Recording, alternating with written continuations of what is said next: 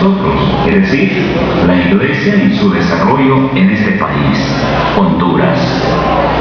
A Dios gracias, la bendición llegó cuando en 1945, a través del hermano Nicolás Mazur, de origen ruso, pero residente en el Uruguay, mientras él retornaba a ese país después de participar en un congreso que tuvo la Iglesia de Dios el último día en los Estados Unidos de América, hizo escala en el aeropuerto de la ciudad de Tegucigalpa, donde conoció al hermano José Irene Martínez, con quien aprovechó el tiempo para hablarle de la palabra del Señor y de la Iglesia, de la cual era ya miembro.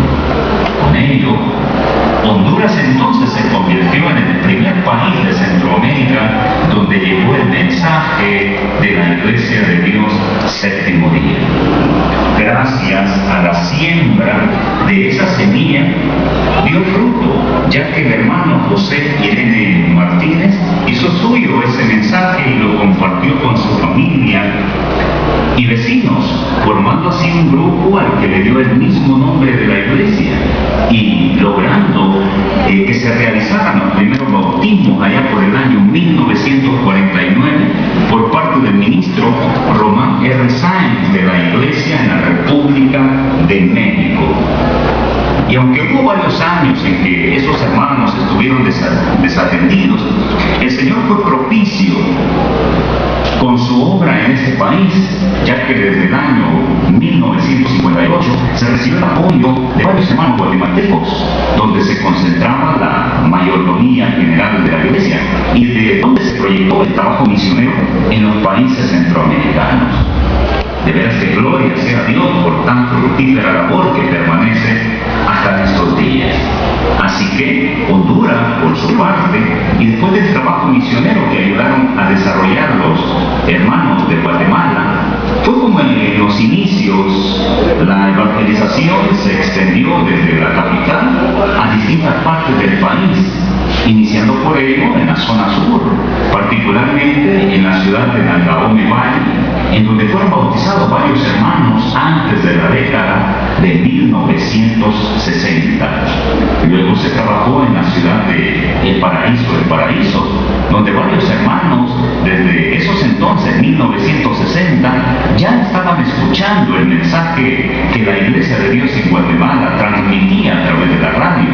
Y fue como se logró realizar los primeros bautismos en 1965. Luego la bendición se siguió extendiendo, y esto en el occidente del país, ya que en la aldea de la Ascensión Ocotepeque se hicieron los primeros bautismos en 1961, y esto por parte de los hermanos vecinos de El Salvador, quienes también llegaron allí primero a través de su programa radial. Efecto similar sucedió en Natal, la isla Atlántida en el norte del país, donde varias personas que escuchaban ese mismo programa radial de los hermanos salvadoreños, y eso por el año de 1970 aproximadamente, y después de varias gestiones que los hermanos allí hicieron con los dirigentes de la iglesia en este país, fue como se pudo lograr que se realizaran bautismos allá por el año de 1971. Y fue hasta el año de 1980 cuando se inició la labor misionera en el departamento de Rancho, principalmente en las comunidades de Catacamas y San Pedro de Catacamas-Olancho. Esas comunidades fueron entonces las primeras congregaciones establecidas en el país. Pero no se quedó hasta ahí.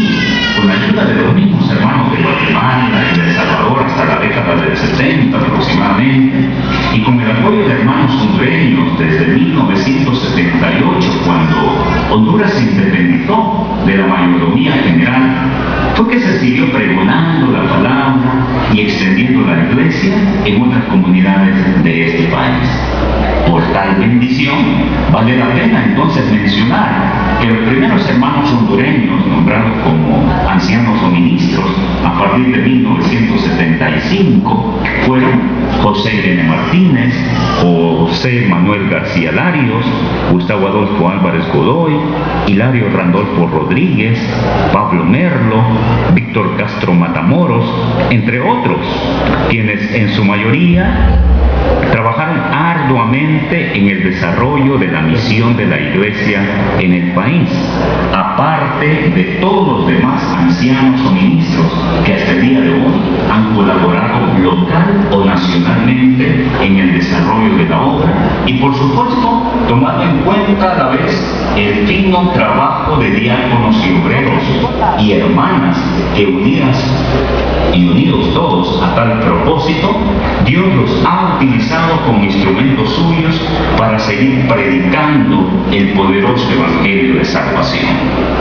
Por tanto, en estos tiempos, cuando la Iglesia en Honduras está organizada en 8 regiones y las cuales cuentan con un número diverso de congregaciones y de membresía, deseamos puntualizar que la Iglesia solo podrá crecer con la ayuda del Altísimo, pero con el abnegado esfuerzo de cada uno de sus miembros, ustedes y nosotros.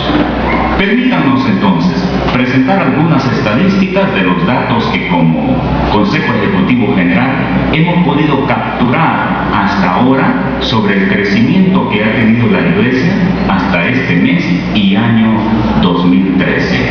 Gloria sea al Rey por tal bendición. Te adoramos, Señor Jesús.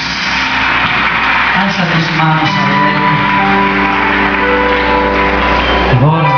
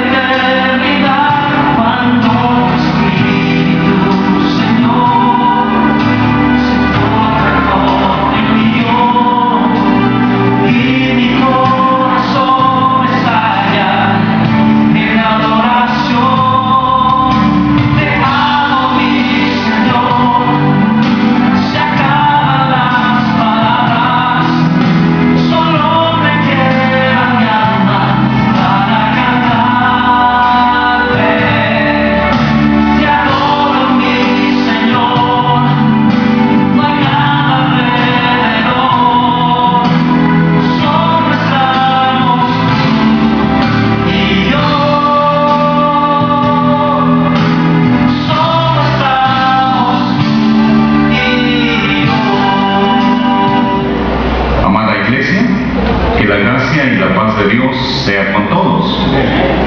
En un sábado tan especial como este, 29.